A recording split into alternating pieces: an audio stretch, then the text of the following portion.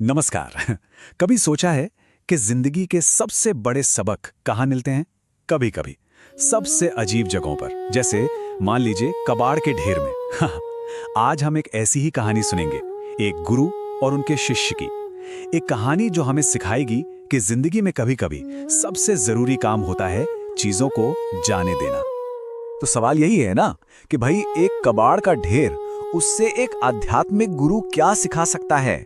मतलब सुनने में तो बड़ा अजीब लगता है, पर यकीन मानिए इसका जवाब हमारी पूरी सोच बदल सकता है। तो चलिए देखते हैं कि आखिर मामला क्या है। तो ये कहानी है एक शिष्य और उनके गुरु श्री युक्तेश्वर जी की। अब शिष्य जैसा होता है, हमेशा कुछ नया सीखने के लिए उत्सुक, और गुरुजी, खैर गुरुजी के सिखाने का तरीका हमेशा से ही जरा हटके था। तो एक दिन क्या होता है, आश्रम के एक कोने में शिष्य की नजर एक ढेर पर पड़ती है। जानते हैं क्या था उसमें? पुरानी, बेकार, टूटी फूटी चीजें। मतलब उसके लिए तो वो बस कबाड़ था, फालतू का सामान जो सिर्फ जगह घेर रहा था। अब जाहिर सी बात है, कोई भी यही सोचेगा। तो शिष्य ने भी वही किया। वो गुरुजी के पास गया और बोला, गुरुजी ये सारा कबाड़ फेंक क्यों नहीं देते? भाई सीधी सी बात है, बेकार की चीजें रखने का क्या फायदा है ना। लेकिन गुरुजी ने साफ मना कर दिया। अब शिष्य तो हैरान, मतलब एक इतने बड़े गुरु वो इस कबाड़ को क्यों रखना चाहेंगे? और बस यहीं से इस कहानी का असली पार्ट शुरू होता है। गुरुजी ने बड़े ही शांत भाव से जवाब दिया। उन्होंने कहा, ये कबाड़ तुम्हें अनासक्ति सिखाता है। इसे ध्यान से देखो, ये सब एक दिन धूल में मिल जाएगा। हर चीज की इस अस्थिरता को स्वीकार करो। वाह, क्या बात कही है।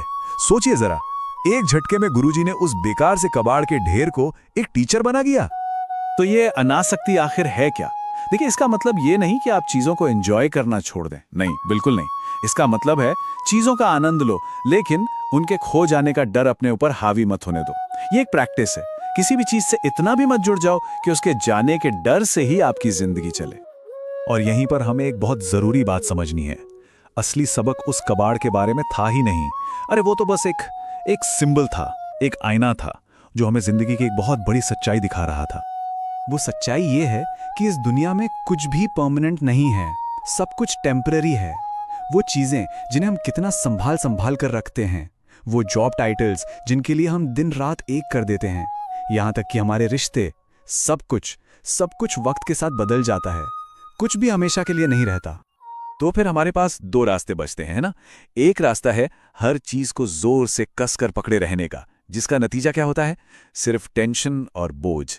और दूसरा रास्ता है जाने देने का, लेट गो करने का, जो जिंदगी में लाता है सुकून और आसानी।